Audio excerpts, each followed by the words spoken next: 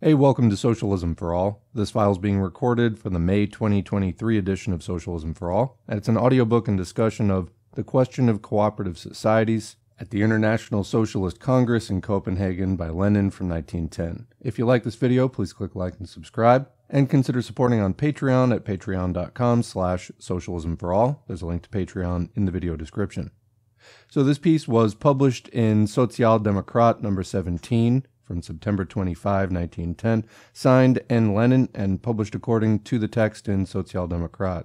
The source is Lenin Collected Works, Progress Publishers, 1974, Moscow, Volume 16, transcription and markup by R. Simbala, and it can be found at the Lenin Internet Archive within the Marxists Internet Archive, marxists.org. Thanks as usual to MIA for hosting this and thousands of other free Marxist texts.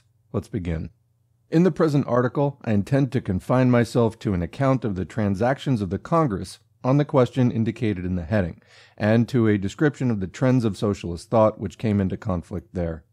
Prior to the Congress, 3 draft resolutions on cooperative societies were published. The Belgian draft, in number 5 of the periodical bulletin of the International Socialist Bureau, which is issued irregularly in the 3 official languages of the international congresses, begins by warning socialist workers against the doctrine of those who regard cooperative societies as something self-sufficient, a sort of means for the solution of the social question. Then, admitting that the working class is extremely interested in utilizing the cooperative societies as a weapon in their class struggle, the draft resolution of the Belgian party points out the direct advantages of cooperative societies, combating commercial exploitation, improving the working conditions of persons in the employ of the suppliers, etc., and expresses the desire for, quote, organic, closer and closer ties to be established between the socialist parties and the cooperative societies. The draft resolution submitted by the majority of the French Socialist Party is drawn up in the Jaurès spirit. The cooperative societies are exalted to the skies and are put forward, exactly in the same style as the bourgeois reformers, as a, quote, necessary element of, quote, social reformation. There are vague phrases about converting the cooperatives from unions of separate persons into general federations of associations. Proletarian cooperative societies are confused with the cooperatives of petty proprietors in agriculture. The resolution advocates the neutrality of cooperative societies, describing as harmful the imposition of any obligations on the cooperative societies with respect to the Socialist Party.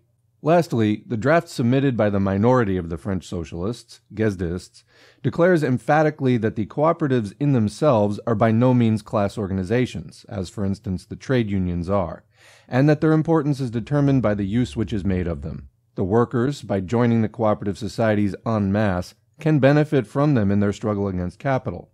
From the example they offer, the workers can to some extent get an idea of the socialist society that would be organized after the contradictions of the present social order have been eliminated. The draft therefore emphasizes the limited significance of the cooperative societies and calls upon the socialist parties to assist the proletarian cooperative societies, warns against illusions as to the role of cooperative societies, and recommends that socialists unite within the cooperative societies in order to explain to the masses their real task, the conquest of political power, and the conversion of the means of production and distribution into common property. It is quite clear that there are 2 main lines of policy here. 1, the line of proletarian class struggle, recognition of the value of the cooperative societies as a weapon in this struggle, as one of its subsidiary means, and a definition of the conditions under which the cooperative societies would really play such a part, and not remain simple commercial enterprises.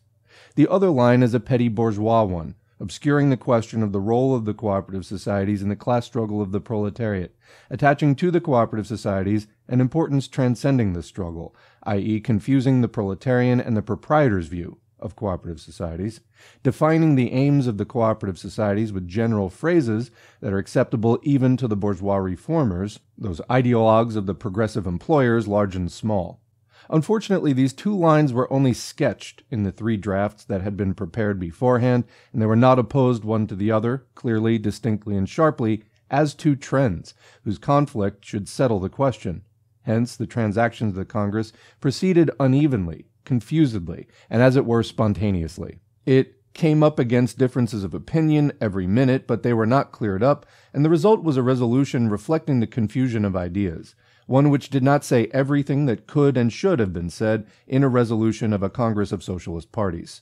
In the Commission on the Question of Cooperative Societies, two trends immediately became apparent. One was represented by Jars and Elm. Elm was one of the 4 German delegates on the Cooperative Commission and acted as spokesman for the Germans, adopting a definitely opportunistic tone. The other trend was the Belgian. The mediator and conciliator was the Austrian, Karpeles, a prominent leader of the Austrian cooperative movement, who upheld no definite line of principle, or because rather than but, who inclined more often than not to the opportunists. Moreover, even when the Belgians did challenge Jars and Elm, this was due more to the instinct for a really proletarian approach to cooperative affairs than to a distinct understanding of the hostility and the irreconcilable breach between the proletarian and the petty bourgeois point of view on the question.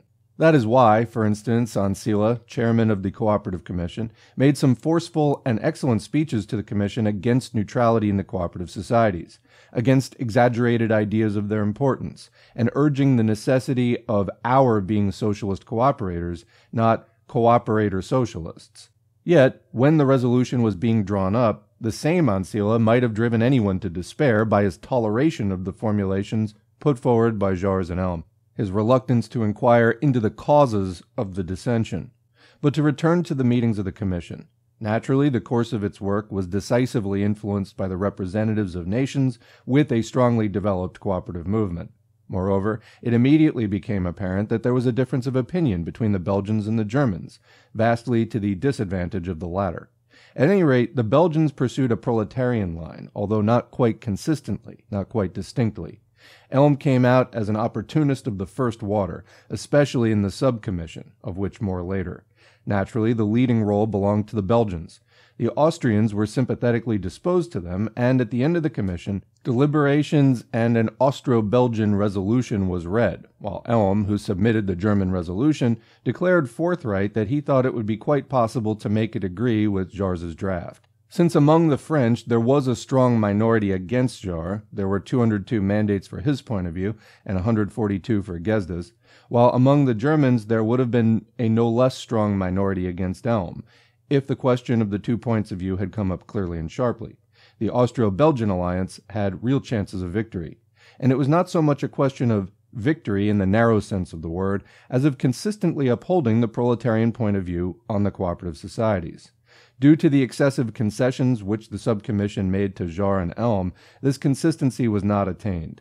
As for us, the Russian Social Democrats, we tried to support the Austro-Belgian line in the Commission, and with this aim in view, before the reading of the Austro-Belgian conciliatory draft, we submitted a draft resolution of our own as follows. Quote, Draft Resolution of the Social Democratic Delegation of Russia. The Congress is of the opinion 1. That proletarian consumers' societies improve the situation of the working class in that they reduce the amount of exploitation by all kinds of commercial middlemen, influence the labor conditions of the workers employed by the supplying firms, and improve the situation of their own employees. 2. That these societies can assume great importance for the economic and political mass struggle of the proletariat by supporting the workers during strikes, lockouts, political persecution, etc. On the other hand, the Congress points out 1. That the improvements that can be achieved with the help of the consumer societies can only be very inconsiderable as long as the means of production remain in the hands of the class without whose expropriation socialism cannot be attained. 2. That consumer societies are not organizations for direct struggle against capital and exist alongside similar bodies organized by other classes, which could give rise to the illusion that these organizations are a means by which the social question may be solved without class struggle and the expropriation of the bourgeoisie. The Congress calls on the workers of all countries, A. to join the proletarian consumer societies and to promote their development in every way, at the same time upholding the democratic character of these organizations. B. By untiring socialist propaganda in the consumer societies, to spread the ideas of class struggle and socialism among the workers. C. To strive at the same time to bring about the fullest possible cooperation between all forms of the labor movement. The Congress also points out that producers' cooperatives can be of importance for the struggle of the working class only if they're a component part of consumer societies. That's the end of the Russian Marxists' draft resolution. Just want to point out here again, as Lenin is pointing out, there's a distinction between the consumers' co-ops and the producers' co-ops, so keep that in mind. Continuing, all the draft resolutions were handed to a subcommission. The commissions at international congresses are so large, each nation delegating 4 representatives to each commission, that it is simply out of the question to work out the text of resolutions at a full commission meeting. This subcommission consisted of 10 persons, 2 Belgians, Ancila and van der Velde, 1 Frenchman, Jarre, 1 Austrian, Karpelès, 1 German, Elm, 1 Dutchman, Wibo, a Marxist, 1 Italian, 1 Dane, 1 Englishman, and 1 Russian Social Democrat, Voinov and myself. Our Social Democratic delegation was unable to meet to elect a representative, so we both attended and 1 voted.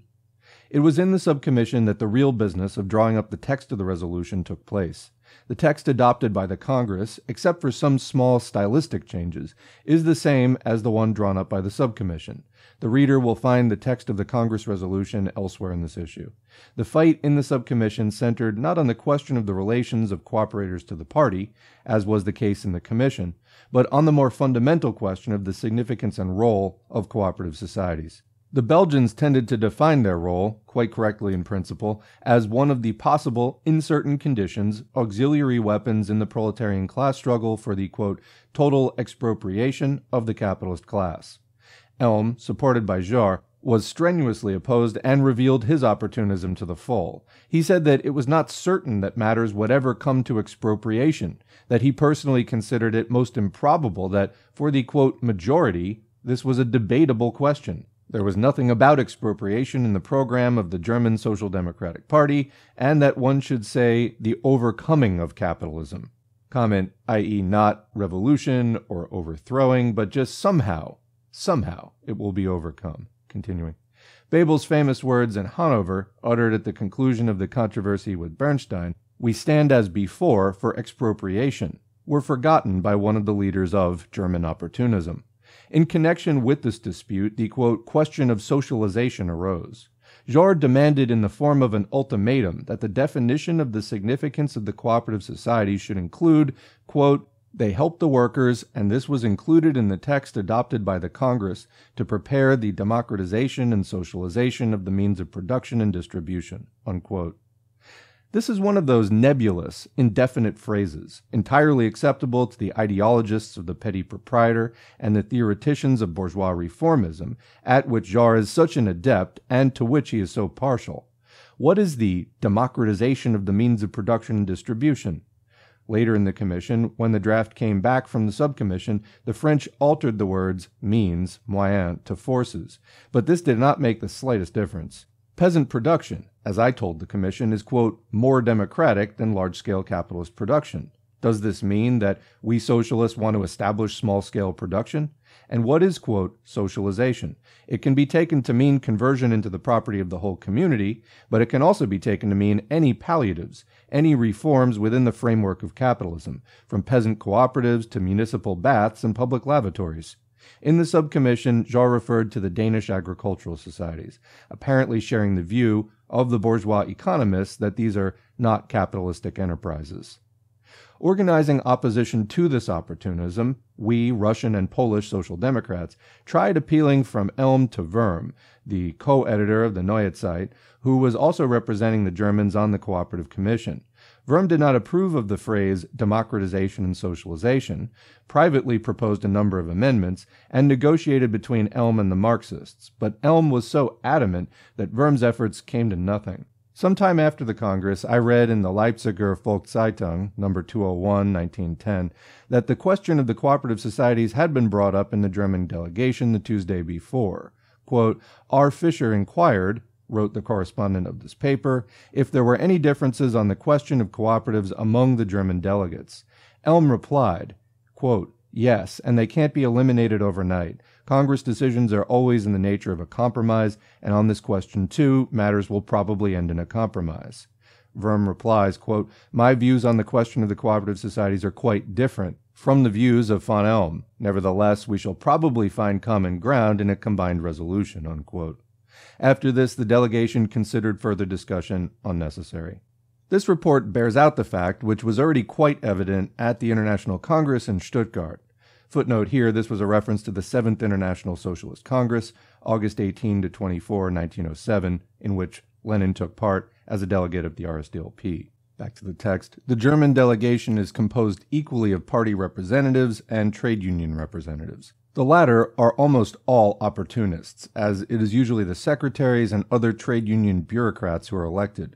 In general, the Germans are incapable of pursuing a consistent line of principle at international congresses, and the hegemony in the international often slips from their hands. Wurm's impotence before Elm is but one more illustration of the crisis in German social democracy, which consists in the growth of an inevitable and decisive breach with the opportunists. On the question of financial support for the party from the cooperative societies, Elm and Jahr, during the proceedings of the subcommission, also won an excessive concession from the Belgians, who agreed to the formula, quote, "It rests with the cooperative societies of each country to decide whether and to what extent they should assist the political and trade union movement directly from their own funds," unquote. When the subcommission's draft came back to the commission for final adoption, these were the 2 points upon which we fixed our attention. Together with Gesda, we moved 2 main amendments. Firstly, to replace the words, "The cooperative societies help the workers to prepare the democratization and socialization of production and distribution," by the words, "The cooperative societies help to a certain extent to prepare the functioning of production and distribution after the expropriation of the capitalist class." This amendment, which stylistically is not very happily formulated, does not mean that the cooperative societies cannot help the workers at present, but that the future mode of production and distribution, which is being prepared now by the cooperative societies, can begin to function only after the expropriation of the capitalists. The second amendment concerned the point which speaks of the relation of cooperative societies to the party. We proposed either to add the words, quote, "which, i.e. aid to the workers' struggle, is in any case desirable from the standpoint of socialism," or to replace the whole of this point by another expressly recommending socialists in the cooperative societies to advocate and insist upon direct support for the class struggle of the proletariat. Both amendments were rejected by the Commission and collected only about 15 votes.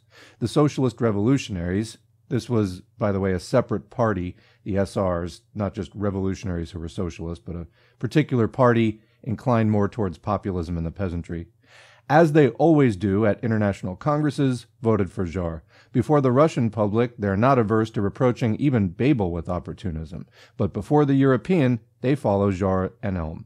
Wurm tried to patch up the last part of the resolution by rearranging the order of the last 3 paragraphs. Let it be said first of all that the unification of the cooperatives in a single federation is desirable, second paragraph from the end. Then let it be stated that it rests with the cooperative societies to decide whether they should render direct assistance to the party or not, third paragraph from the end. And let the last paragraph begin with but the Congress declares that it would be desirable to have increasingly intimate relations between the party, the trade unions, and the cooperative societies. Then it would be clear from the general context that the Congress recommends the cooperative societies to help the party. Elm rejected even this amendment. Wurm then withdrew it. After that, Wabeau moved it in his own name. We voted for it, but the amendment was rejected. As to the line to pursue at the plenary session of the Congress, we had a conference with Gesda. Gesda considered, and his opinion was shared by the German Revolutionary Social Democrats, that at the plenary session of the Congress we ought not to start a fight over minor changes, but to vote for the resolution as a whole. Its defects consist in the admission of a revisionist phrase which is not a substitute for the definition of the aim of socialism, but stands alongside this definition, and in one insufficiently emphatic expression of the idea that workers' cooperative societies should help the workers' class struggle. An attempt should be made to remove such defects, but there were no grounds for starting a fight at the general meeting because of them. We agreed with this opinion of Gesda's, and the resolution was unanimously adopted at the plenary session of the Congress. To sum up the work of the Congress on the question of the cooperative societies, we must say, without concealing the defects of this resolution, either from ourselves or from the workers, that the International gave, in essentials, a correct definition of the tasks of proletarian cooperative societies. Every member of the party, every social democratic worker, every class-conscious worker cooperator must be guided by the resolution that was adopted and carry on all his activity in the spirit of this resolution. The Copenhagen Congress marks that stage in the development of the labor movement in which its growth was, so to speak, mainly in breadth, and in which it began to bring the proletarian cooperatives into the orbit of class struggle. differences with the revisionists came to light, but the revisionists are still a long way from coming out with an independent program. The fight against revisionism has been postponed, but it will come inevitably.